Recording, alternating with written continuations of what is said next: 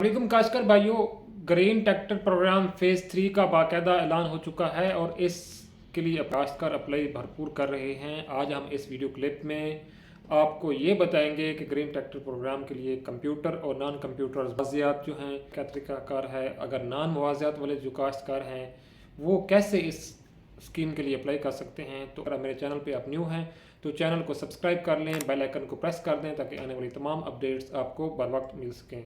ऐसे काश्तकार जिनके मवाज़ियात नॉन कंप्यूटर हैं, कंप्यूटर नहीं है, मतलब राजी सेंटर में दर्ज नहीं है, तो ऐसे काश्तकार मैनुअल एप्लीकेशन फॉर्म जो कि आपको स्क्रीन पर नज़र आ रही है, इस एप्लीकेशन फॉर्म को आप एग्रीकल्चर पंजाब की वेबसाइट www.agripunjab.gov.pk से भी डाउनलोड कर सकते हैं। आप डिप्टी डायरेक्टर ज़राअत तोसी या मकामी ज़राअत अफसरान या मकामी ज़राअत के अमले से इसको हासिल कर सकते हैं और इसको फिलअप करें, इसके साथ शनाख्ती कार्ड की कापी लगाएं।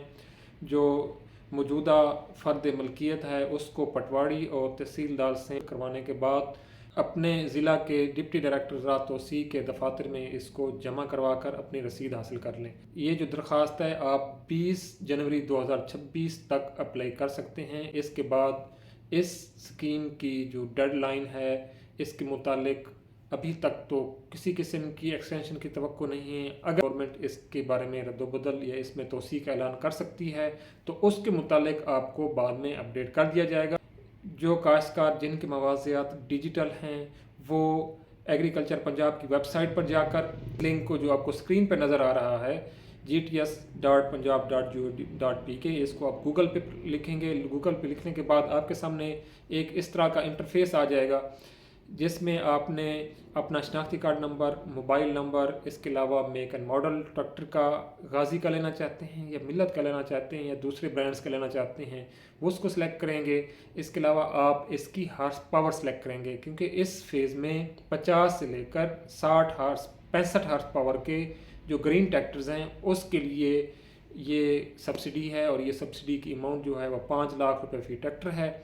इसके लिए ऐसे काश्तकार जो कि 5 एकड़ के अराजी के मालिक हैं वो अप्लाई कर सकते हैं। इसके अलावा ऐसे काश्तकार जो किसान कार्ड के डिफ़ॉल्टर हो चुके हैं अपना लोन रिटर्न ना करने की वजह से, और ऐसे काश्तकार जो इस स्कीम से पहले जो ग्रीन ट्रैक्टर फेज़ 1 थी, 2 थी हाई पावर की, और जो गंदम की इंसेंटिव्स में फ्री ग्रीन ट्रैक्टर मिले थे उसके लिए ये काश्तकार अप्लाई नहीं कर सकते। इसके अलावा तमाम काश्तकार अप्लाई कर सकते हैं, कंप्यूटर मुआवज़ात वाले भी और नॉन कंप्यूटर मुआवज़ात वाले भी।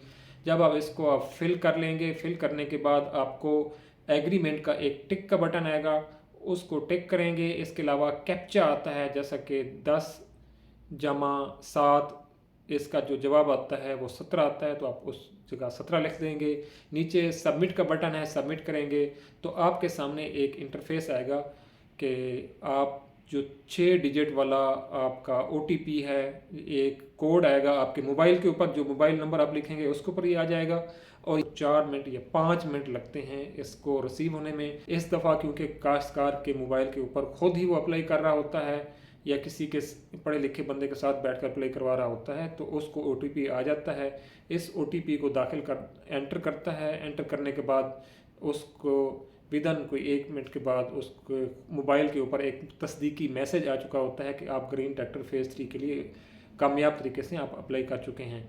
उसके बाद किसी किस्म की जो तब्दीली का ऑप्शन बिल्कुल ना है।